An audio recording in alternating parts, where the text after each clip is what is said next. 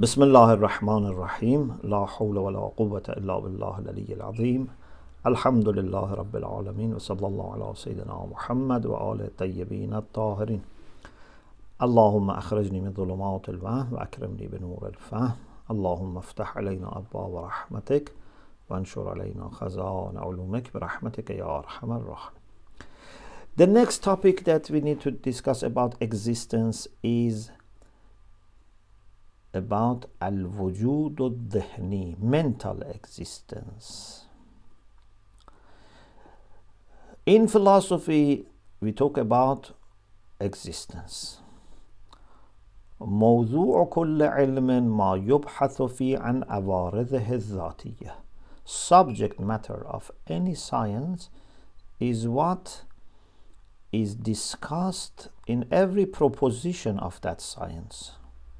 So all propositions in philosophy have to be about existence. If you remember, we had this discussion that even if we say al-insan mawjudun, في الواقع علامة طباطبائي النهاية says this is عكس الحمل, because wujud has to be موضوع of anything in philosophy.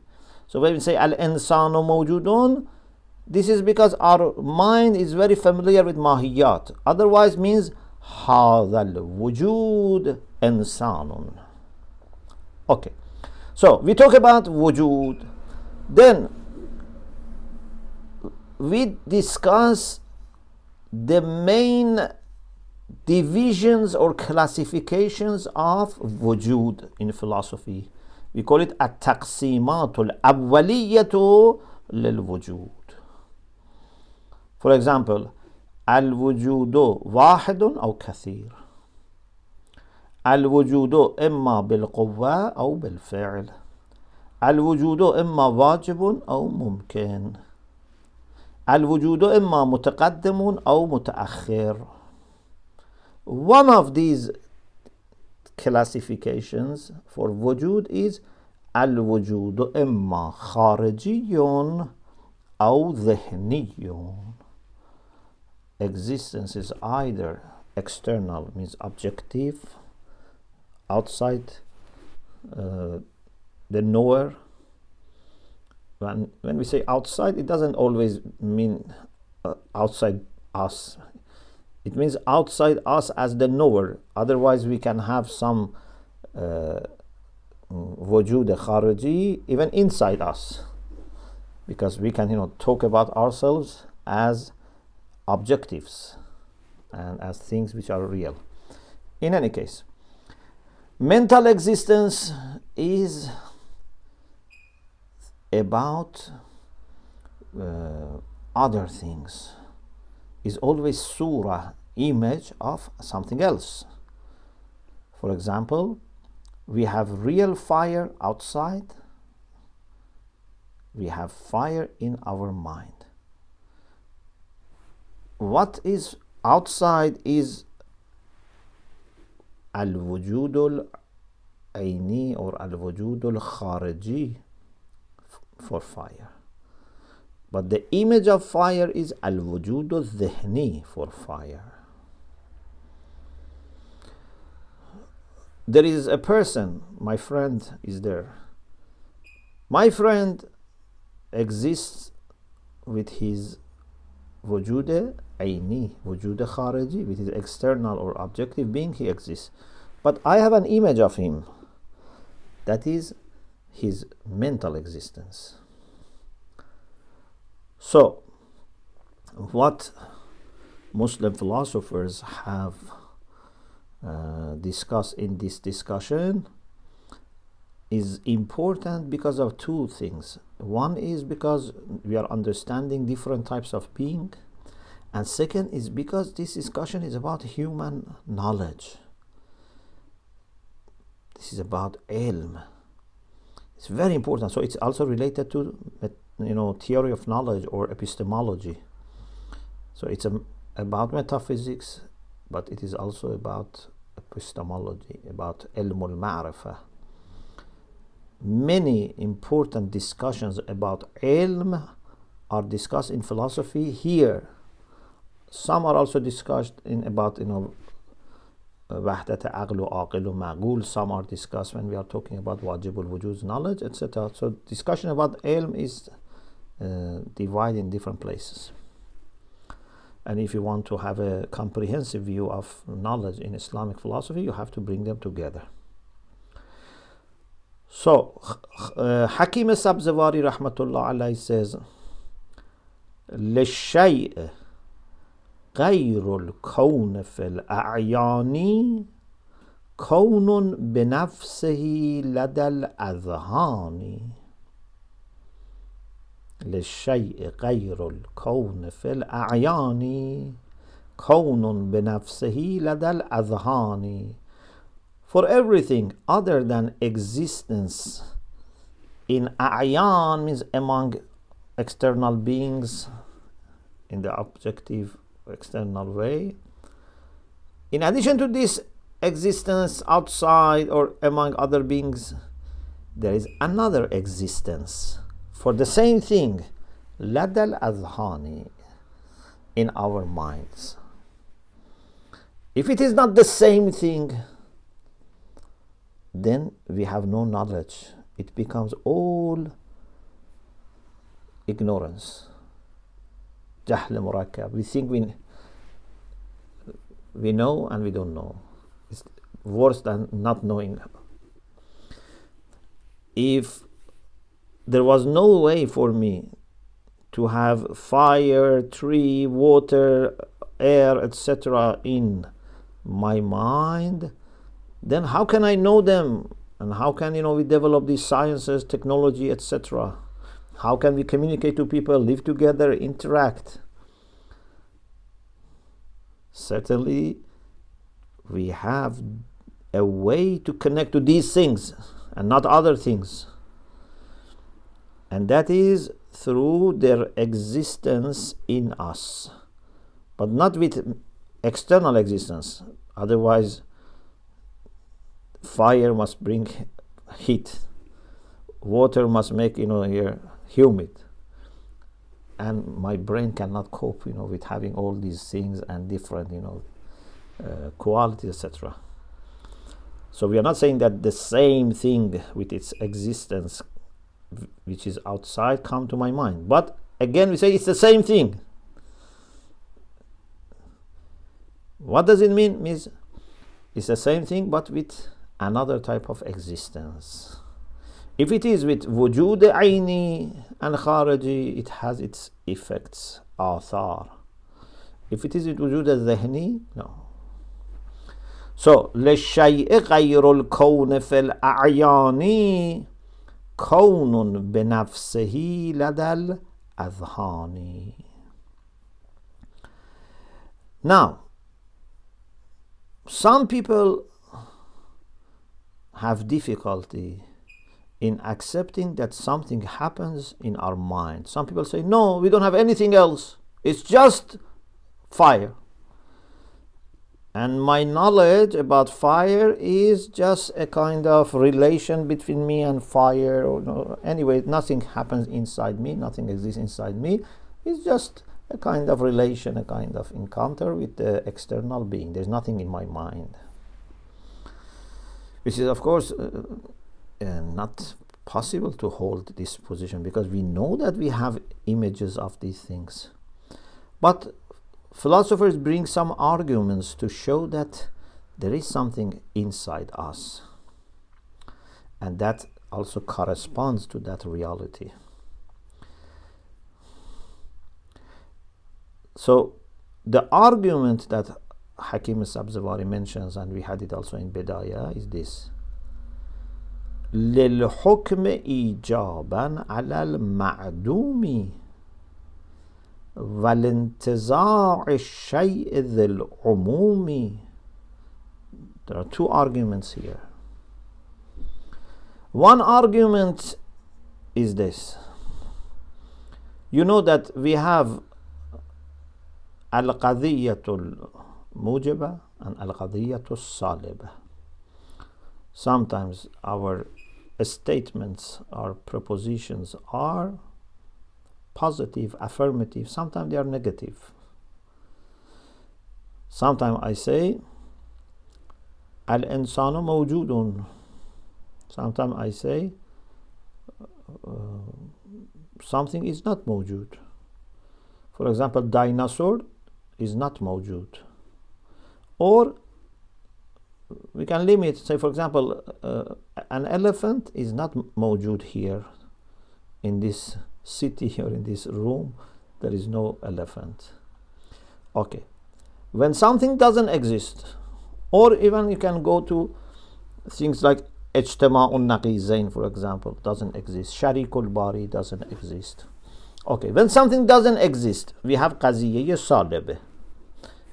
And it is also haliyya basite, because the mahmul, the predicate, is wujud and salibah. Say, al-insanu laysa bimawjudan. Okay. When something doesn't exist, so there is nothing outside that I say this proposition is based on that, refers to that.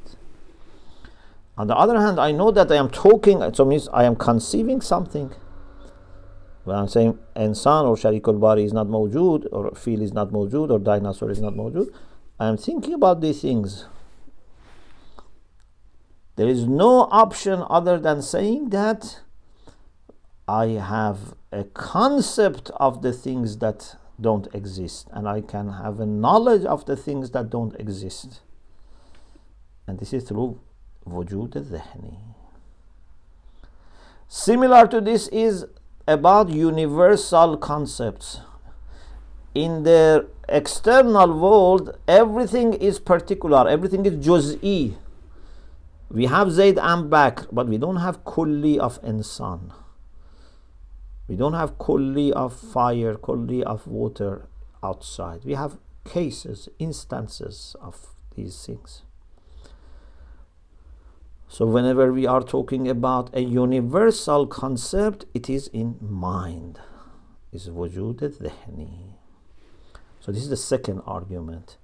للحكم إيجابا على المعدوم والانتزاع الشيء ذي العموم. So the first argument for having something as wujud ذهني, which is refutation of those who say that there is nothing in our mind and is just direct encounter or relation with the ma'lum outside.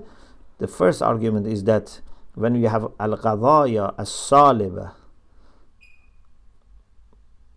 which is about wujud, al-haliyya basite, like al-insanu laysa bimawjudan mathalan fi tilka al-ghurfa, there is no human being in that room. Or in general, there is no dinosaur. So although there is no human being in that room, although there is no dinosaur in this world, but we have understanding of this. So it means that there is something happening in our mind. And this is true statement. So we are not just imagining. So we are saying something about real world. The second thing is about universal concepts that don't exist outside. Al-insanul kulli is not there outside. Al-ma al-kulli is not there outside.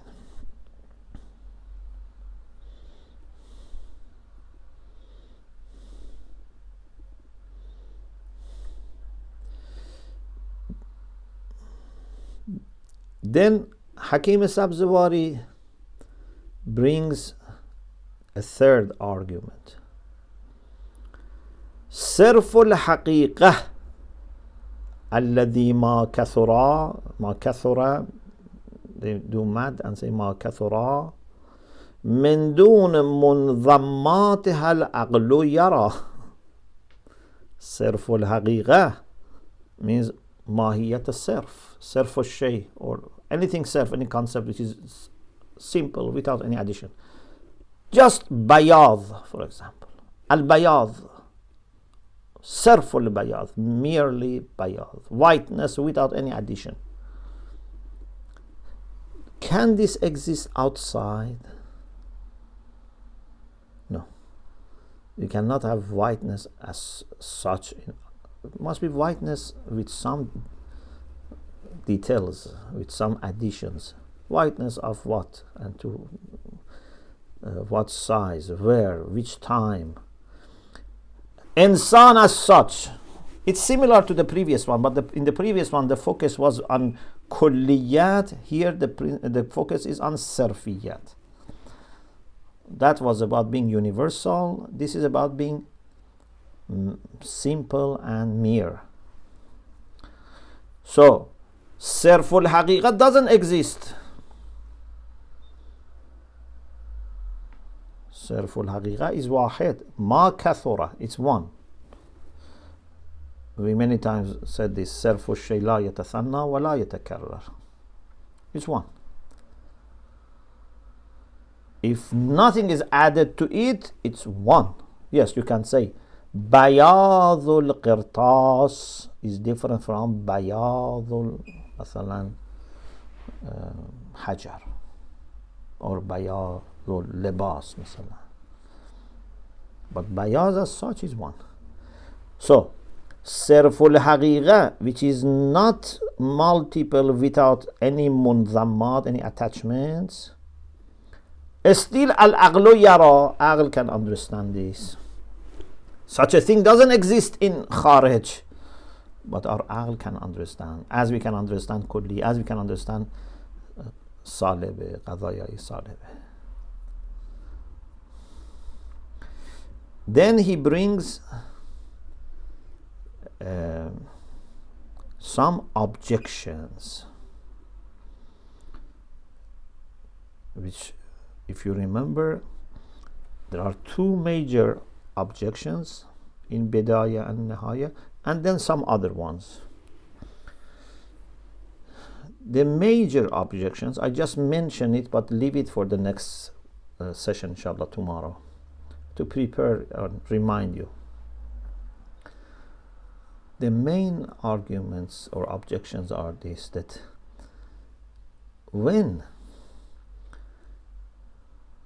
something comes to our mind with mental existence, it would create conflict in us, according to the person who is objecting. For example, my mind has to become both dry and humid, because I'm thinking of fire and water. It must be cold and hot. I have to be affected. I'm considering something tall and something short. So does something tall and short, do something tall and short exist here and make my mind, tall and short, or part of it tall, part of it short? So they want to suggest that it's a problem of then endiraj al-shay in more than one category, and also our mind being subject to conflicting things. Something has to be, on the one hand, jawhar. For example, I'm thinking of zayt or stone. It's a jawhar substance. On the other hand, it is for me in my mind, so it has to be kayfa nafsani. It has to be a psychic quality. So these are objections that inshallah we will address in the next session.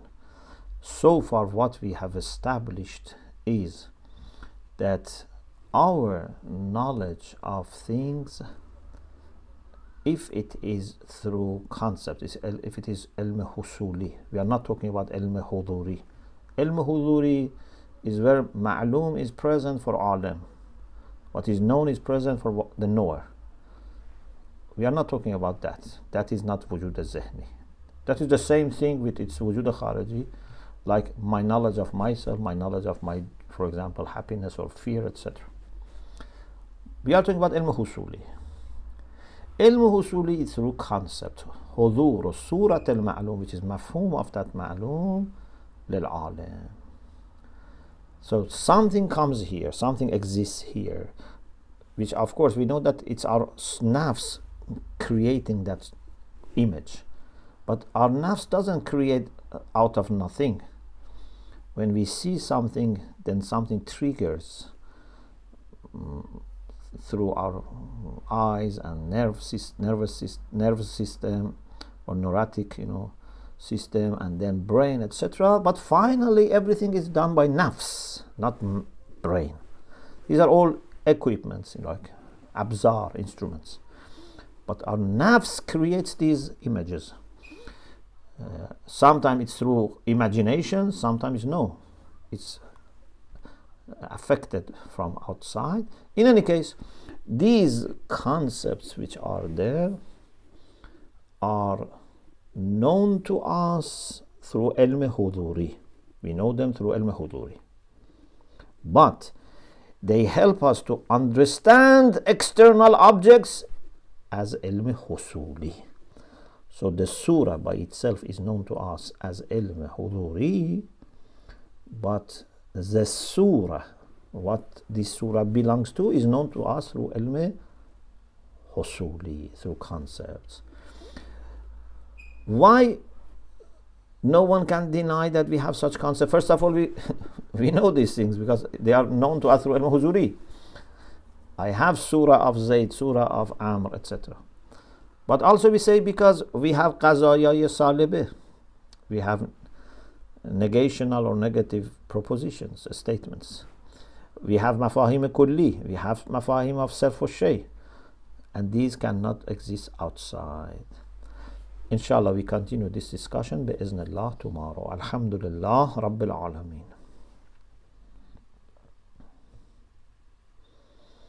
Do you have any questions? Yes, Sheikh, I have two questions. Bismillah. Thank you very much for this. You're welcome. So, just regarding kulliyat, as human beings, we perceive particulars, we perceive juziyat outside. And I just want to clarify my understanding. Have you said that we cannot perceive kulliyat outside, or have you said in previous discussions that, for example, the height of intellectual maturity is when one can look beyond the juziyat and perceive kulliyat? Yeah, we can understand kulliyat, but kulliyat doesn't exist outside separately or independently. It's our nafs that is able to come up with universal notions like mafhumul insan. If you remember, in aqaid also we said one of the differences between animals and human beings is that animals don't have universal concepts. For example, a cat, when sees a mouse, through its instinct, it's triggered to go after this mouse. This is food. But they don't have general concept of mouth, of food, of trapping, of attacking. They don't have general concept. Just juz'i. They know that what they should do right now. If you ask birds, give us a lecture about how to make nest and what is nest and what elements are there in a nest, they cannot. They just by instinct know that they have to do these things. It's like, for example, people, you shouldn't be surprised. For example, many people, they know that they have to speak, for example, their mother tongue in this way. But if you ask them about general rules of grammar, they cannot tell you the general rules of grammar unless they have studied.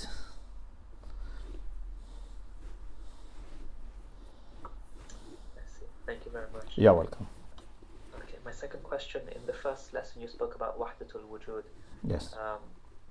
So we have the verse in the Holy Quran, that says you did not throw when you threw, but Allah threw. So many times we discuss this with Tawheed al-Af'ali, but how is this verse discussed? I think Ibn Arabi maybe says that this is an example of wahdatul wujud. How do mystics and philosophers describe this verse? So those like philosophers and mutakallimin, they say this is Tawheed al-Af'ali. But according to Urafa, ma ramaita id ramait means you didn't exist at all. So how can you throw something? But still they have to, of course, appreciate that Rasulullah did this, not some. So you can say this manifestation of Allah did this, but it's a manifestation of Allah. So it means there is nothing other than Allah. It's like one of the best analogies that they use is like waves of the sea, ocean. There is water only, but this water is now manifesting itself to us in different waves. One wave is very high, one is short, one is strong, one is not strong, but it's all water. We don't have water and wave, it's just water. This is the best example, perhaps, or one of the best examples that can be used. Thank you. Ahsantum, may Allah bless you. التماس دعاء.